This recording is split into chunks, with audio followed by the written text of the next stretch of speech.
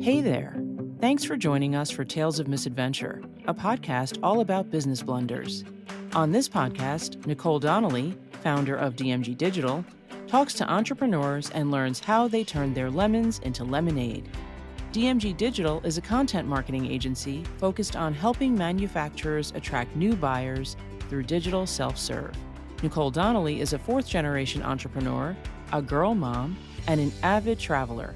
Now, let's head into a tale of misadventure with your host, Nicole Donnelly. Hello, hello. Welcome to Tales of Misadventure. It's another beautiful day here in Virginia. And I am so excited to be welcoming my dear colleague, Karlyn Ankrom, to the show today. Karlyn is a fierce entrepreneur. She owns a social media marketing consultancy here in Northern Virginia, and she's just doing such great work. She founded this company several years ago and is serving small and mid-sized companies. And Karlyn recently started this Fan Firestarter Framework, which is her proprietary system specifically made for all those small business owners out there and small businesses who are just socially allergic to social media. They're intimidated by it. They're just feel like they don't have the time or the space to be consistent. And so she's developed this framework where they can start to create content in just an hour a week and reduce the overwhelm through this framework. So I'm excited for her to talk about that and also just share her amazing entrepreneurial journey. Thank you so much for tuning in. I hope you enjoyed the show as much as I did.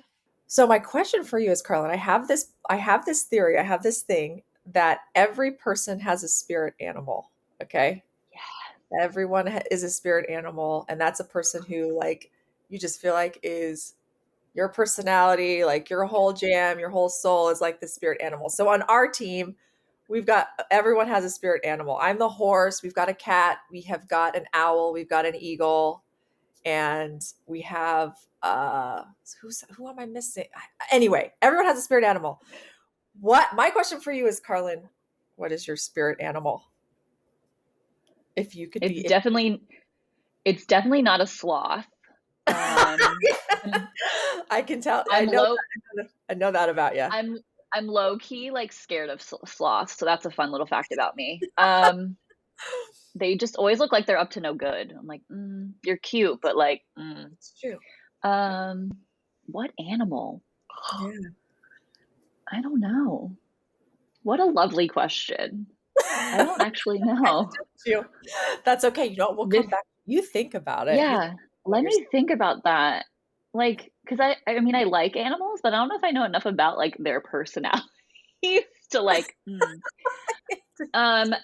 okay, I'm just gonna roll with it because it's one of my favorite animal prints, but leopard. Because I totally see that. Yes, love it. They're kind of fast, they're a little wild. Mm-hmm. They kind of color outside the lines a little bit because they're not like a tiger, and they're not plain like a mountain lion, and they're not, they just kind of got some flair about them. Yeah. Yeah, so I think that's, and I don't know if they actually run fast. I don't know that factoid, but yeah, so I'm just going to go with leopard as my spirit animal. Love that. That is awesome.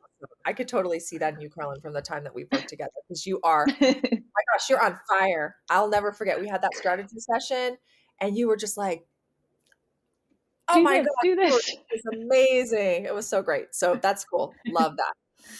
So let's dive in. I want to talk a little bit more about your business. So, our podcast is all about really trying to normalize failure, right? Just growing up, I'm a recovering perfectionist. I grew up, I just wanted to make my dad happy. He was very demanding. It was just I got to do everything perfectly. And, that's something I've struggled with my whole career, is this idea that it needs to be perfect and failure is a terrible thing. So, and in business, we fail all the time. It just is part of life, And so I would just love to hear from you a little. Let's talk about that. I want to hear about when did you first know that you wanted to own a business? That's my first question for you. And let's talk about your business to start with. When did you first know you wanted, did you always have dreams to be an entrepreneur, or was it something that came to you organically? So it's funny, 8th grade career day, we had to pick someone to shadow.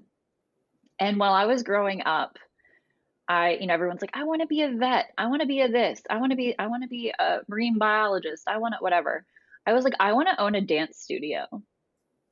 Like literally that was what I wanted to do. And so I shadowed the owner of the dance studio that I still teach at today. It's like literally my second home. It's been in business for 43 years. They've created an amazing community of Amazing. movement and all of that. And so, like I think I put that dream on the back burner for a little while because I was like, I'm not really sure how I'm going to do that. Like, how do I even get there? And it wasn't until again that conference that I went to that I kind of was re-inspired. And Wow. that what I'm doing that right now from OSNAP Social is building up the I'm going to call it like the repertoire, like of the systems that can be played into like a dance studio. So yeah, I mean, I think I've known since 8th grade, and as I got older, I realized like my dad is also very entrepreneurial. Mhm. He wanted to start, and so is my grandfather. So very independent. My dad ended up, working full time for a grocery store as a meat cutter for 35 years. But he was always doing handyman stuff on the side, and like always wanted to open like one of those self-serve car washes that you see everywhere now. They weren't even allowed in the county that he lived in before. Now they're like everywhere, which is funny. So yeah, it's always been part of what I wanted to do. I think I just needed a lot of freaking courage to quit my 9 to 5 and go all in, because I had built it on the side for 4 years before I went all in. See, yeah, that's so So smart. That's one thing I like. Uh, when when you think about entrepreneurs, a lot of times people think, "Oh, they're such risk takers. They just take these wild, crazy chances." And I actually feel like really successful entrepreneurs are really calculated with the risks that they take. And like what your experience is like you built that business on the side, you had like product market fit before you went and leapt into it whole hog, so that by the time that you took that leap, you already had a good solid client base to make it successful. Maybe if you would have jumped all into it at first, it might not have worked out, right? So I love that. true. Like to me, I hear like, oh, you're taking those really smart, calculated risks, and you really took the time to vet it out first so that you could feel comfortable with the decision and that you had the business model in place to really go for it.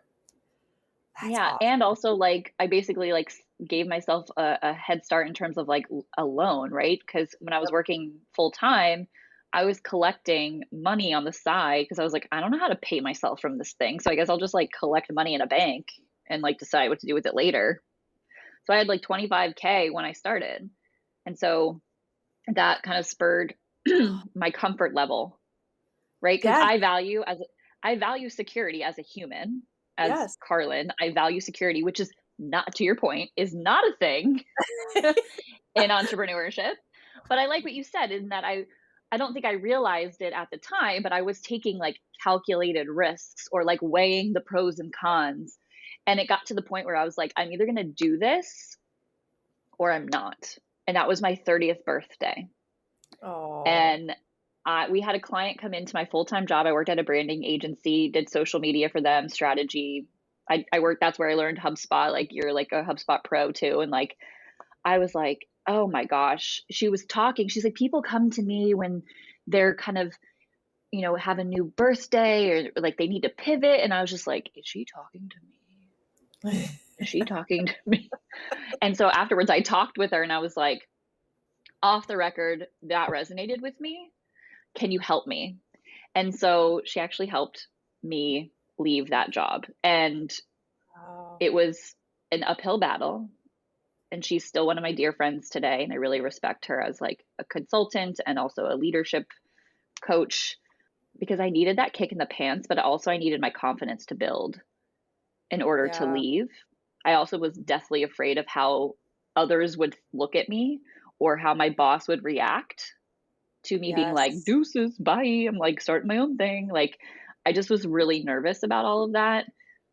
But as I sit here today, it was the best thing I ever did because the confidence has grown. Mhm. And I've been around people who knew me in 2017 recently, And they're like, you've changed. Like, you are confident. Like, you are like hair on fire. Like, you're ready to go. It's so nice to see. And I was like, thank you. The fact that you noticed my growth is great. Because sometimes when you're in it every day, you're like, I don't feel like I've grown. Like, I just feel like, I'm just going through the motions. So that was a nice compliment. I love that. I see a lot of similarities too. When I started my business, I had saved money on the side for years, and I had my little pot of, pretty much the same amount, Yep. $30,000.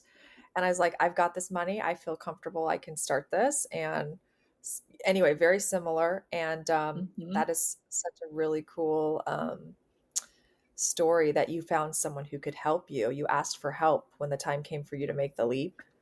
And so you mentioned before, like, you don't like to ask for help, but that was a great example of when you did. I think sometimes as entrepreneurs, as leaders in general, we think we've got to figure it out all on our own. And I have learned every single time I've asked for help, every time I've had the humility to raise my hand and say, I don't know how to do this, it has always led to some amazing things. So, like, if you're out there and you feel like you've just got to have it all figured out, like, you do not. There's people that want to help you, who are just looking to help.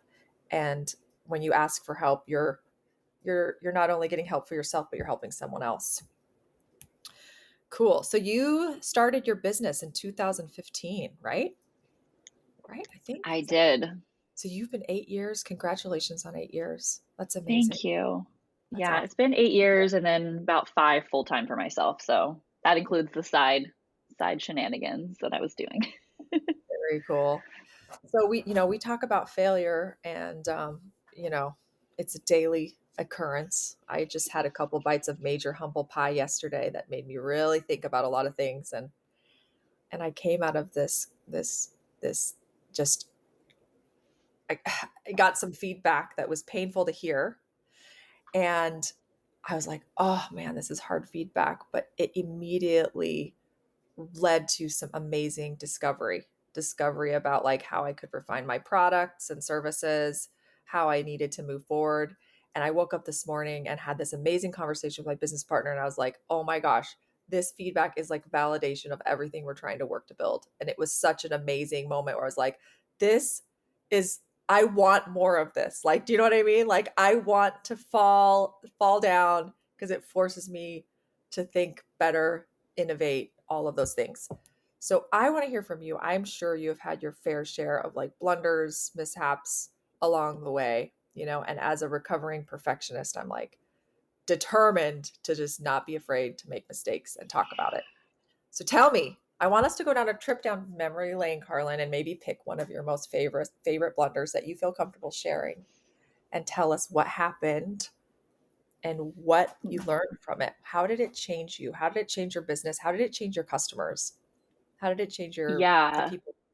So I'm going to start with this example because this is more of like a service-based kind of businessy one. And then there's also something internally that I had to work on that I failed at to get to where I am right now as a human and as an owner of a business. So the first is I was working really well with a PR agency. She was sending me all of these amazing referrals. And by amazing, I mean they have a mission, they have a purpose, they have a book, they have all these amazing things going on in their world. And what I did not do a good job of for each of these people is managing their expectation. Okay. So I was like, we can do this, this, and this. And they're like, great, love that. And then they start to get into the weeds of the content. And as solopreneurs, as business, as authors, as like, you're so close to your own content, but you don't want to do, like, to your business, but you don't want to do your own content. You're like, no, thanks. I don't want to do it. And then, like, we're like, okay, great, we'll do it. We'll glean from you all the information we need. We'll set up a strategy. You'll review the strategy.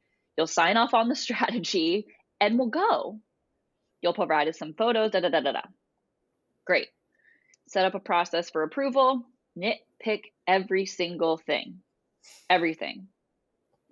And I was like, I have failed here. I have failed And I'm also at the same time failing a team member because my team member is overwhelmed and stressed because they feel like they're making all of these mistakes, when in reality, at that moment, the client was not understanding the expectations or how the cadence of work goes. Mhm. So definitely a big fail in managing client expectations, communicating expectations, helping a team member also not feel like they've gotten soul crushed, because creatives are super sensitive around what they do in their work. Isn't it funny with creatives? They're so sensitive, but yet they still put themselves out there over and over again. They're just such beautiful Yeah. people.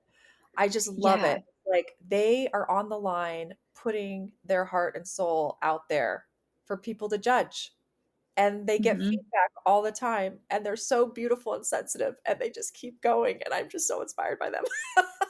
Yeah, and it's hard sometimes to hear the feedback, and it's frustrating when you hear the feedback from the same person, where one week it's this is approved or change this one thing, and then the next week it's like scrap it all, Yes, been there. right? Totally So been it there. it feels, yeah, it just feels very chaotic, Mhm.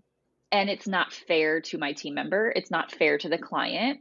Yeah. And so because of that blunder, and, I was working extra hard to make it right, over communicating. We went over on hours. Profit Agreed. vanished. Yep. Mhm. Um, and then I just was like, I don't think this is a fit. And they're like, I agree. And so in that, because that had happened not as that extreme case, that had happened several times in early 2022, late 2021. And I was like, we got to figure out something else for this clientele, because we're getting great referrals. They're amazing humans. They have so much knowledge to share, and they lack the time and mechanical know-how to do it themselves, but they need to do it themselves, if that makes sense. So that's Yes. where I shifted my services page as recent as February of this year, because I was like, I got time now. But I've also been very intentional with, this is how we work, period. Because it got out of hand, where like this client, we were doing it this way, and this client, we're doing it this way. And I was like, who's on first? Like, how does this work? So we were bending to what the client needed rather than saying, we know what works. Do you Yeah. want to join the party, or you want to do it on your own? And I've turned some folks away, saying, I don't think you need an agency from a strategic level. I think you need a virtual assistant. Like, I think you need someone like that does the work that you want them to do without the strategic level of thinking. And they were like, oh, do you know anyone? I'm like, yeah, sure. So like, I'm a connector at heart. I want to connect everybody, but I also know saying no is super powerful, because we kissed a lot of frogs last year, and we needed to get clear. I needed to get clear. So when I was having sales conversations, being able to say, I think we can work this out, or having the client, start with the pulse check and strategy elements, prove themselves in terms of implementing some of the recommendations. And if they've done that and they're like, I want you to implement it, okay, great. You've kind of proven yourself that you're willing to kind of take some of the responsibility. Because as a solopreneur, I cannot be you on camera. I cannot be Yeah. you on camera. Like, sorry, though AI maybe I can be soon. Who knows? It's kind of scary to Um, think about, right? Mhm. yeah, that's a whole nother episode. But yeah, it was a tough year in that, and rah-rahing my team and making sure that they stuck with it, that they didn't over deliver, because my team, they are incredible people, and they want to just give, give, give, give, give. And I'm like, they are not paying for that. Yeah. And that's a skill that I actually learned when I worked for a brand agency, because our creative director, who was my boss, was going over on hours on every project. I was like, they're not paying for 10 logos. They are paying for 3. Like, stop it. So it It's was it's a lesson so learned. such an important lesson to learn as a small business, especially in a service Yeah. business, because your time is your profit, and how much time you spend has a direct impact on that. And you do have to be able to stand up and set boundaries and set those expectations. And I believe that the right people will find you, and your clients will respect you more. They absolutely 100%. respect you more when you set those boundaries and say, you know what, this isn't part of our scope, or this isn't, rather than just letting them walk over you and you just do whatever. They're paying you Yeah. for a reason. They're paying you for your strategic advice. And if Mhm. they're not willing to follow it, then it's not the right fit. Exactly. Exactly. And it took me a long time to come to that, because I was like, yes, we can do it. Yes, we can do it. Because I was, again, my why was was unfocused and Yeah, fuzzy. And I was like trying to do, again, going to like the comparison thing, which is so dangerous, it is. especially in the service business, online digital marketing space. Oh, yeah. Mhm. I was like chasing $1 million, and I was like, why? Mhm. Why? Do I need $1 million to live my life the way I'm living it?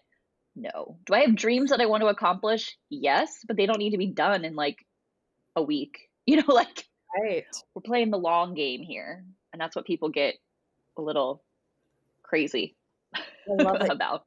game. I'm reading a beautiful book right now by Dory Clark called The Long Game. I don't know if you know Dory. Ooh, I It's don't. a really beautiful book. So check it out. It's called The Long Game. And it's just that. It's just all about like really getting very clear on why it is your why and what you want to be known for. Like Mm-hmm. what is the person that you want to be, which is so much more of a beautiful North Star than I want to get to $1 million in revenue a year, or it's like, what kind of person do you want to be? Why does this matter to you? And then if you can align around that North Star, then it makes all the other decisions, I think, so much easier to make. And then it makes it easier to say the no's, like it makes it easier to say no to the things that aren't a good fit and all of that. And I just have to tell you, I've totally been what you just shared. Like I've been down that same path, Karlyn. I've been down that same path. I've had to walk away and say no to a client that I was just like, this is absolutely not a fit. It's not, my team doesn't feel trusted, and I can't work with a client if my team doesn't feel trusted, because at the end of the day, yeah, I've been there. And it was one of the hardest decisions I ever had to make. Walking away was a large account, and I lost sleep over it. But the way that my team was being treated, there was a lack of trust, Yep. there was a lack of respect, and I've I had that can't happen too. situation, It's Well, and it's like my team, I guard fearlessly because they are really hard to come by. I can Yeah, find a new client if I really had to tomorrow. You know what I mean? Like, that's a really good point. Yes, like, it's so like hard. quality team members are really hard, It is and but when you find them, you hold on to them like right? you're stuck with me forever. Like, Yes. versus, a client, I can, if I really went for it, I could probably find someone to replace that income, over That's a time really quickly. cool way to think about it. And I think as a business owner, I'm hearing like your priority is your team first. And if you take care of your team first, then everything else works out. And I think that's a really beautiful ethos. That's really Yeah. cool. And I think at the same time too, having someone on the team, and this is funny because if my ops manager listens to this, she'll be like, yep, I'm the heart. She says I'm the heart and she's the hammer. Like, Ooh, my cool. team really loves me, but they like sometimes know that Alexis is going to drop the gauntlet on people, like she's going to tell them the way it is. And I let her own that role. She's happy to own that role. And I think it's finding that person that complements you in that way, where they can say, nope, these are the hours. Like, we're not going over, like where I'm like, oh, it's fine. It's, like that recovering people pleaser thing. Yeah, And, and she's like, no, no, no. And so now I just delegate. I'm like, they're like, what's the hours for this project? I'm like, go ask Alexis. She's got all the numbers. Cause I'll good. be like, well, it should take you this, but if it takes you this, it's fine. And I'm like, no, cause that's profit. That's my kid's daycare, that like, it all leaches over to your personal life, at the same time. So Yes. I love Yeah. that. You found the yin to your yang. It's Yeah. amazing. That's cool. Yeah. Well, since you've made that change, you just, this is a recent shift that you made, this, you kind of came to this realization and you're like, man, I got to make some changes, all of that. And was this kind of the impetus for your Fan Firestarter framework? So Yes. this is something, Or that I've had kind of, and I just finally gave it a name, but it's walking people through like the importance of knowing where you are, understanding where you're going from a strategic lens, and then advancing that forward. So like part of the Fan Firestarter framework, and again, yeah, saying that 5 times fast is woo, but I love me some alliteration. Listen. So I love it. so like the P is like pulse check, where we pop the hood, look at the numbers. So you can say with confidence, okay, this is where I'm starting from. Here's the content that's working right now. Here's what content that's not working. So why would I create more of it? Because I will say 9 times out of 10, when I'm talking to people, I'm like, when's the last time you've looked at your numbers? And I'm not talking number of followers, because the number of followers you have do not matter in the long run. Mm-hmm. That can be a whole nother conversation. But thinking about that, and a lot of people are like, well, I don't even know how to read my numbers. I don't even know where to start to read the numbers beyond the vanity metrics of like followers and likes, and like what's the needle that's actually going to move it forward. And I know that you're extremely data driven as well, so you're like, well, of course you look at the numbers. I'm like, yeah, but so many people don't, right? And you Oh can yeah, they totally don't relate know. to that. They don't have no idea. They're like, well, my phone's not ringing and I'm not getting people to sign up for the thing or come to my website. I'm like, great, that's where we start. So we run the Yeah. numbers, and then we create a strategy moving forward of like, what's the cadence of content? What's the content mix? Who is your audience at a core level? What are the goals from a numbers perspective, like SMART goals, right? Yeah. That are specific and measurable, attainable, relevant, and time bound, that allow you to move the needle forward. Because if you don't have a goal in social media, what is the point of posting? Just because you have to? Like, there has to be intention. Like, So true. For any marketing. Yeah. for any marketing, like, what's the intention? If you're blogging every day, great. What's the intention? Yeah. And so it's taking it a layer deeper. And I think people don't understand still to this day the importance of having that top of funnel piece of marketing that includes, but is not limited to, social media. That is just a sliver. And I'm preaching to the choir, because this back, inside out, upside down, and forwards. It's a sliver. It's not the gamut. And so if you're like, here's all of my marketing eggs, let me throw them all into social media and let it run for a month, and then be mad that it didn't work. Sorry. Like, so it's sad. so Isn't you it get so it. sad, the expectations people have? Like the You're like, people. I want to go viral. And I was like, you're not my client. Like, Oh bless. Oh bless. Why don't you go yeah. viral with someone else? Yeah. I mean, and I'm like, what's your goal? And if they say 10,000 followers, Yeah, it's I'm like, out. Like, yeah, I gotta go. Like, that's not why you do social, because that part doesn't matter unless you have 10,000 email addresses on your list, yeah. because you don't own any of your followers. So See, I'm true. getting fired up now. I'm getting like soapboxy. I'm like, like ready to fight someone. But like, because I Yeah. hear it all the time, and I get so frustrated, because I'm like, you're missing the point. You're Mhm. missing the point. So Yeah, I think it's all about building those relationships, right? Building those relationships, connection. trust, and It's social media. yeah, exactly. And building, and the audience doesn't need to be a large audience, but like building an audience of people who are your people that you can leverage and turn into a community that can sell for you. Like it's so That's a good true. I point mean, too. my my network, like I don't have massive followers, but I can't tell you how much business I've driven from just the relationships I built through LinkedIn. Like I Yeah. can't tell you them, and it's And not because showing up consistently there, and showing up consistently, sharing value, because then you stay top of mind, and they're like, oh yeah, Nicole does that. Oh yeah, Nicole does that. And they're like, oh, Nicole, I need to introduce you to someone else. And you're like, yeah, you do. So, oh my gosh, it's, consistency is the secret sauce of successful marketing. Everybody sleeps on it. It's not yeah. the sexy. It's like, but you just got to keep showing up.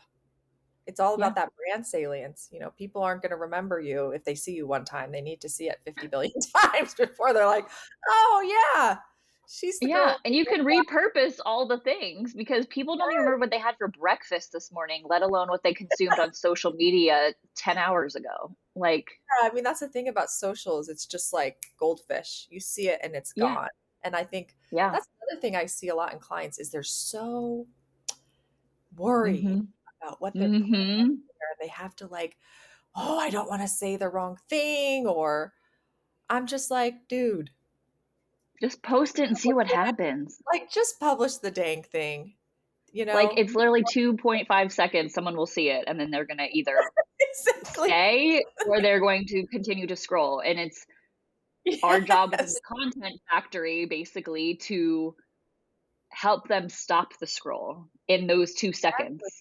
Yes, exactly. So, Exactly. So that, yeah. Oh man, you and I, we could go on and on about that, right? yes, It's like all the girl. people who think they know and they like I feel like marketing is the one field where people just feel like you could be an amateur and you could just My be me. high school neighbor can do social media. I'm like, now I have a whole blog on that. That was like one of my first blogs I ever did on my website because I heard it so often. And I Yeah. was like, well, yeah, they know the mechanics of it. They were basically born with a phone in their hand, right? Like that's the reason why, when they're saying, oh, you mean the phone? And they like hold up their full palm to their ear rather than doing like their thumb and pinky as a phone because like they don't know what that phone looks like 'cause that's not a thing. So they were born with it and they're like, oh, they can do it. Yeah, they can do the mechanics of it, Yeah. but they don't have the strategic maturity or mindset And to understand your experience. business goals and experience to see To what work works and with what 50 doesn't. clients to see what works and how what works for one client may not work for another client and how you have like all of that. Yes. Mhm. Yep. My goodness. So I want to be mindful of time here because we're Yeah. coming up on the We could time talk here. forever. I know, oh my gosh, and I know you've got like so much going on. I want to thank you again for taking the time. Yeah. Um, I would just, well, I guess I have like one, two. Okay, I have two questions left for you. Okay, Okay. I'm how ready. have you? The first one is how have you marketed your business? You're a marketer, how have you marketed your business? What's been successful for you? What's worked and what hasn't worked for you? Oh, well, the short answer is I don't market my business well because I'm busy marketing everyone else's businesses. Um, Cobbler with no shoes. Isn't that the common yeah, problem? Right? it is the common problem with everyone. Like, it doesn't matter what industry it is. So true. Like I was just talking to my nail technician and she's like, I did my birthday shoot and she was like, I was gonna do my nails and then she was like, then I decided, because she's like, I'm doing nails all day. The last thing I want to do is my own freaking nails when I come home. So like it's the same thing, like hairstylists have grown out roots because they just don't wanna. And so I think LinkedIn for me has been a gold mine. I think people sleep on LinkedIn a lot, especially if Oh, they're service providers, yeah. because people are having conversations over there related to business. But the trick is, it's not even a trick. I don't even know why I said that. It's the strategy behind it is showing up as yourself, being vulnerable, sharing value, and your people will be attracted to what you have to offer. And people that like just don't get it will be repelled. And that's like the best case scenario. And Yeah. so if people are sleeping on LinkedIn, you're like, I like Instagram. Okay, great. I love Instagram too, which is why I'm also on Instagram. But Yeah. I play on Instagram. Yeah. I don't sell on Instagram, at Yeah. least not like hard. I like Yeah. to connect with people and have conversations on Instagram. So that's really helped. And you know what? And this is going to sound super trivial and funny, is I tell people when I have a free resource for them. That Well, sounds so lame, but it's so true. We're like, no one wants to see my resource. No one wants my thing. And then you share it and then you get like new subscribers on your email list, which was the whole point of you sharing it. And you're like, oh, I should do that more often. Like, that is hello? really great advice because I think any small business can come up with a free resource, a Yeah. checklist on how to do XYZ better or the secret framework for XYZ. Yeah. And I love that too because you're right about the email list. That is like owned me, like you own that list. Yep. You like you mentioned earlier, you don't own your followers. I mean, they could shut down your account anytime. You have no power at all. It's like, Yeah. why would you build on rented land when so I love that advice, to come up with a resource where you can gather those email lists and start to nurture that list. Yeah. Really cool. And LinkedIn is a gold mine if you handle it right. Like when we say LinkedIn, do not be the person who's going to just send out those stupid bot messages that are just like, hey, do you need 50 leads a month? I have the solution for you. And then they send the follow-up message. It's like, did you get my message? Yes, I got your message. Like, I know this is automated. I Yeah, think a like, great tool on yeah, go Facebook, or not on Facebook, on LinkedIn, is to use the voice memo in ahead. messages. Oh, okay. I've never tried And the that. reason why, yeah, I mean, I use it all the time on Instagram, and then I found like, oh, LinkedIn has this in the messages, and I was like, let me try it. And it's incredible, the response rate, because you're like, oh, you're a real human having a real conversation with me.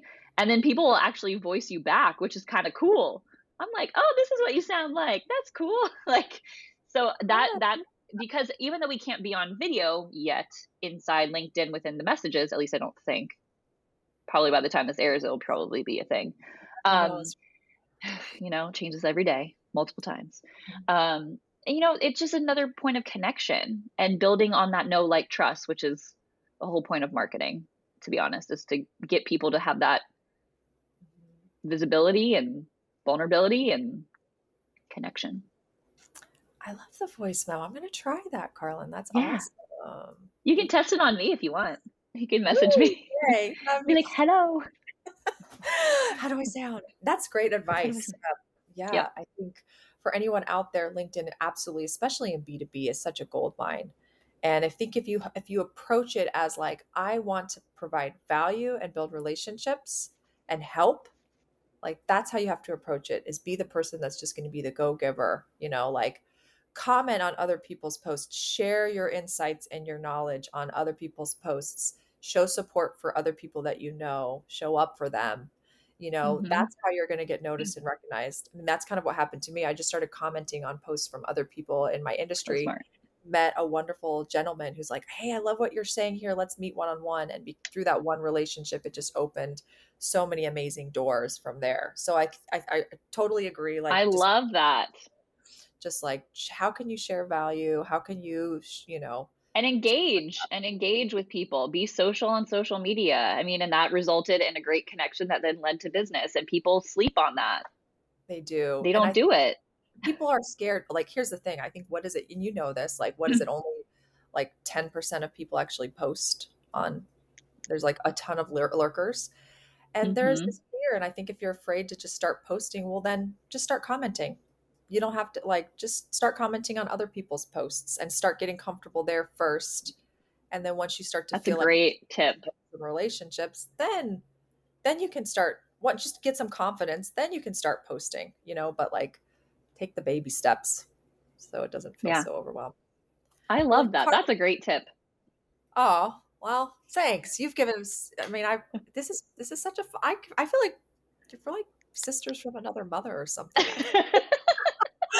I love Probably. it. I feel like there's so many parallels between our journeys in a lot of ways. And I really appreciated so much your advice today about taking the time to find your why and sharing about how you've intentionally put yourself in with people that you want to be like, to help you, challenge you, taking that time to really make time for yourself and reflect, and I love what you shared about just taking feedback from the market and just revising and revamping your services. And I thought it was so beautiful what you shared today about your team, that at the end of the day, like, that's such great advice. Like, it's much harder to find a good team member than it is to find a new client. I've never heard that before, and I think that's brilliant. And it just shows to me like your commitment to putting your team first and really making sure that they're winning, because if they're winning, your clients are going to win. That's really beautiful. So thank you for sharing that wonderful advice. So as we end our show today, what would be your final words of advice for any aspiring entrepreneur out there who's listening in today, or someone who's in it to win it? What's your last final word of advice? I would say whatever you're most resistant at doing is actually a sign that you need to go do it.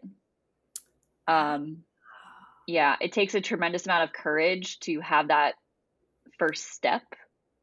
But whatever you're feeling most resistant to doing, because you know you need to do it, but you're like, there's this thing, that is a sign to you that you need to go do it. Oh, I needed to hear that today. Thank you. Mm-hmm.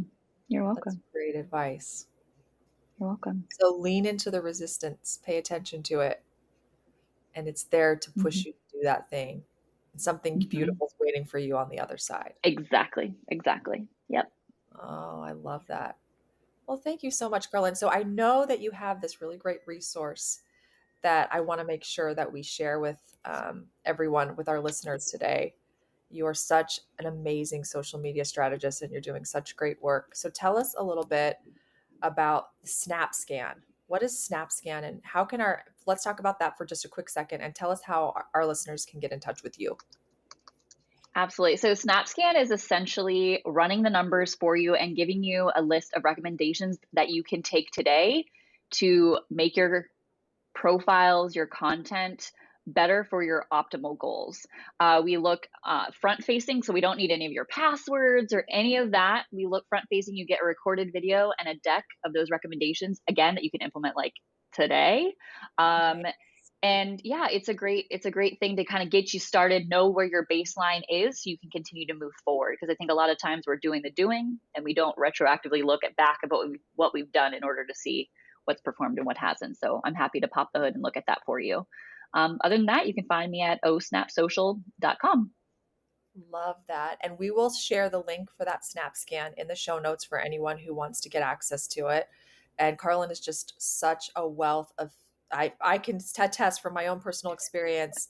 She has so much expertise and strategic knowledge on social media, and it can be a great resource in her team. So Karlyn, thank you so much for being on the show today. We really appreciate it. And we just want to invite everyone who's listening today to just keep falling forward. There is beautiful success and fulfillment on the other side of your failures. So thanks for listening.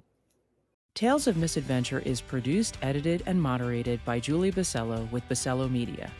Music by Marcus Way. Special thanks to our amazing guests and the entire DMG Digital team. Visit us at dmgdigital.io to get access to all our podcast interviews and other helpful resources. And if you'd like to get updates on the latest and greatest, please sign up for our email newsletter.